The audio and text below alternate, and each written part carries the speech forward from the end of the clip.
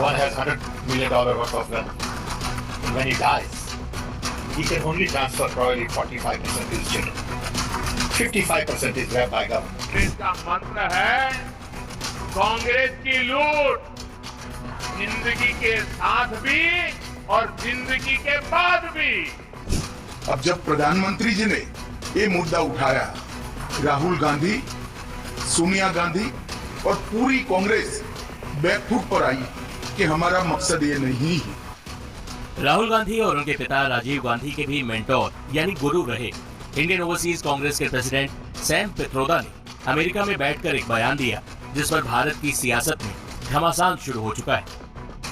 Sam Pitroda ने America के विरासत टैक्स कानून का जिक्र किया जिसमें व्यक्ति के मरने के बाद उसकी 55% संपत्ति पर सरकार का कब्जा हो जाता है। सैम पित्रोदा के इस बयान पर पीएम मोदी, गृह मंत्री अमित शाह सहित पूरी बीजेपी हमलावर।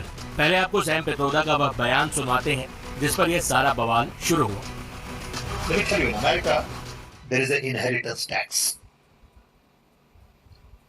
So if, let's say, one has $100 million worth of wealth, and when he dies, he can only transfer probably 45% to his children. 55% is grabbed by government. Now that's an interesting law. It says, you in your generation made wealth. You are leaving now. You must leave your wealth for public.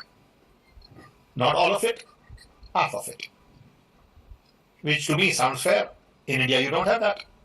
If somebody is worth 10 billion and he dies, his children get 10 billion. Public get nothing. And law says, you get half of it, public gets half of it. So these are the kind of issues people will have to debate, discuss. I don't know what the conclusion would be at the end of the day.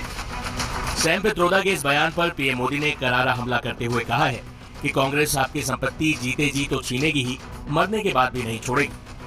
बल्कि कांग्रेस सरकार का पंजा उसे भी आपसे छीन लेगा।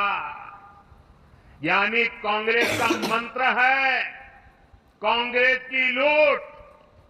कांग्रेस का मंत्र है कांग्रेस की लूट, जिंदगी के साथ भी और जिंदगी के बाद भी।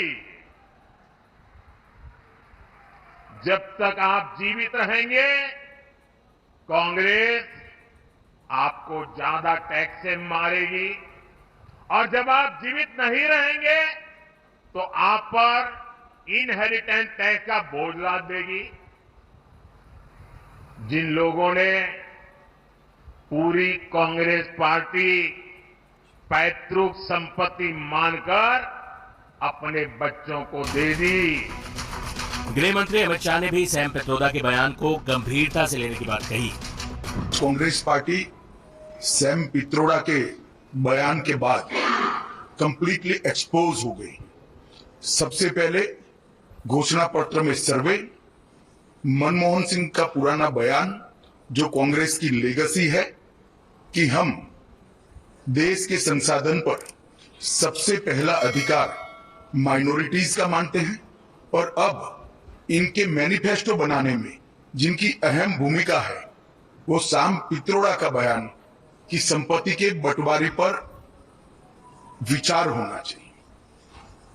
अमेरिका का हवाला देते हुए इन्होंने कहा कि 55% संपत्ति सरकारी खजाने में जाती है। अब जब प्रधानमंत्री जी ने ये मुद्दा उठाया, राहुल गांधी, सोनिया गांधी और पूरी कांग्रेस बैकफुट पर आई कि हमारा मकसद ये नहीं है। परंतु आज सैम पित्रोदा जी के बयान ने कांग्रेस का मकसद देश के सामने स्पष्ट कर दिया है।